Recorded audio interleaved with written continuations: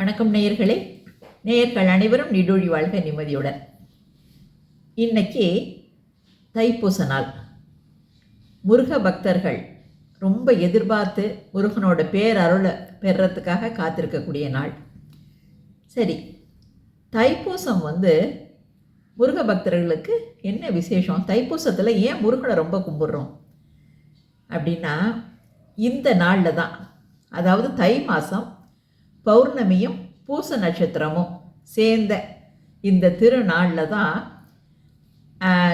நெற்றிக்கண்லேருந்து, அதாவது சிவபெருமானோட நெற்றிக்கண்லேருந்து தோன்றினார் இல்லையா முருகன். என்ன, அவருக்கு அன்னை பார்வதி அசுரர்களெல்லாம் அழிக்கிறதுக்காக வேல் கையில் கொடுத்த நாள் தைப்பூச நாள். அதாவது அவரோட கையில் ஞான வேலை கொடுத்தாங்களாம்.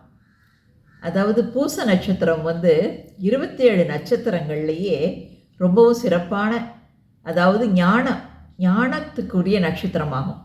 அந்த நாளில், பௌர்ணமி நாளில் சக்தி தேவிக்கிட்டேருந்து வேல் வாங்கின நாள் இன்னைக்கு. என்ன, அதனால் தைப்பூசம் ரொம்ப சிறப்பாக முருக பக்தர்களால் கொண்டாடப்படுது. அப்புறம் இன்னொரு முக்கியமான விஷயம் என்னென்னா, மிகச்சிறந்த முருக பக்தரான வள்ளலார் ஜோதியில் கலந்த நாள் இன்னைக்கு. அதாவது வடலூரில் ஜோதி வடிவில் இறைவனோட ஐக்கியமான நாள் இந்த தைப்பூச நாள். அதனால் இந்த தைப்பூச நாளில் தவறாமல் நம்ம முருக பக்தர்களாகிய நம்ம ஒரு நொடியும் முருகனை நினச்சி வழிபாடு செய்யுங்க. வாழ்க்கையில் எல்லா வளமும் நலமும் நல்ல பல்கி பெருகி வரும். சரி, இன்றைக்கி தைப்பூச நாளில் எப்படி, சில பேர் கேட்குறாங்க, எப்படி உபவாசம் இருக்கலாம் அப்படின்னு. நம்ம நம்ம உடல்நிலைக்கு தகுந்த மாதிரி நாள் முழுவதும் சாப்பிடாமையோ, இல்லை ஏதாவது பால் பழம் மட்டும் சாப்பிட்டோம், இந்த மாதிரியெல்லாம் நம்ம உபவாசம் இருக்கலாம்.